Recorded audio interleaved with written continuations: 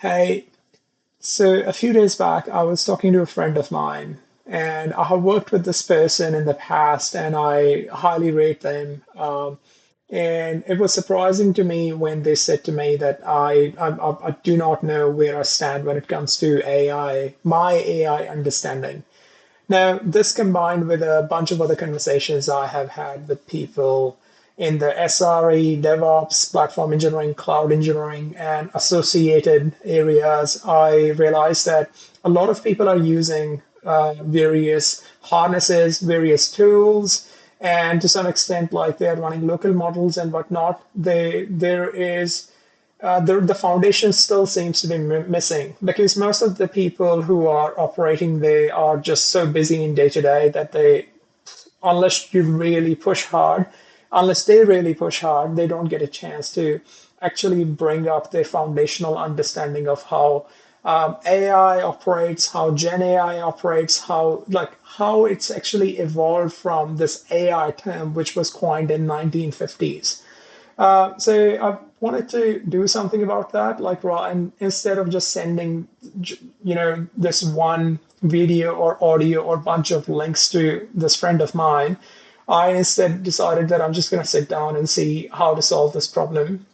And this project or this application rather, which is AI Fluency Check, is the result of that. Now, look, if the intention here is that I thought if I give people a way to evaluate themselves, a simplified way where there are certain keywords that then they can say, oh, I don't actually understand this. And I can either Google for that, or in some instances, when you go through this fluency check, you actually get input on what you can do to mitigate that. So intention here is to add value and to see if this can actually help bring an understanding of your own gaps when it comes to AI, especially if you fall under any of the category of DevOps, SRE, cloud systems, etc. And also give you, I would say, lexicon or vocabulary so that there is a bit of a standardization when you are talking about these terminologies within your teams or when you're talking to others or even when you're looking at content online or like content from the trailblazers in this area, in this space. All right, so I think I've said enough. I'm just going to quickly click on this AI fluency check. I hope it's pretty much self-explanatory. I have really tried emphasizing on a simplified user experience. This, of course, has been crafted by using various harnesses because I just don't trust one of them. So so you have two modes, and one is quick mode, 11 questions, and there's 27 questions deep mode. And as you can see that if you are halfway through, or even if one question is left, generally it would just save your session on the disk. Nothing gets transmitted, so this is all running in your browser. The app itself is it's on GitHub, so publicly accessible if you want to have a look. I think I have done something with the licensing that I have left the code part as open source, but the question bank as Impact Eng, the business owned, etc. That where if somebody was to use it, they would have to attribute it.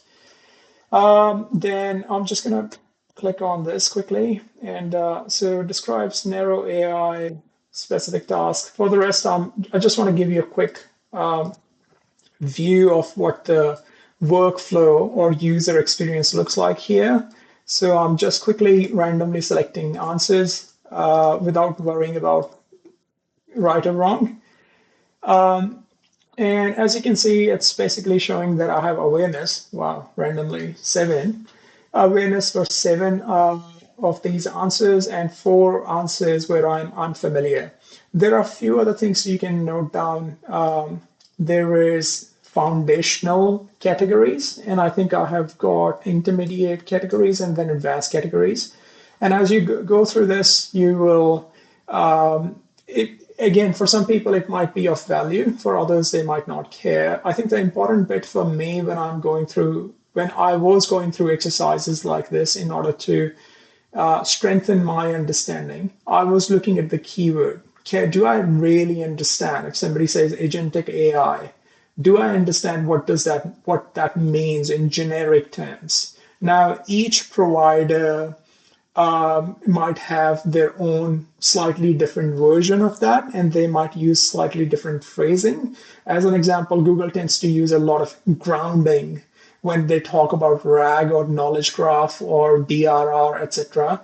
I think AWS tends to, I can't remember what AWS does. So you can take this as many times. So at this point, please go through this if this interests you.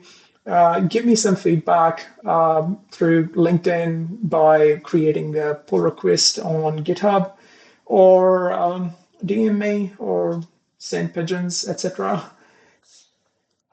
If this adds value, I will continue to develop it. If it doesn't, then like everything else, it fades away. Yeah, I think I'll pause here. I'll conclude here. Thanks for your time. Goodbye.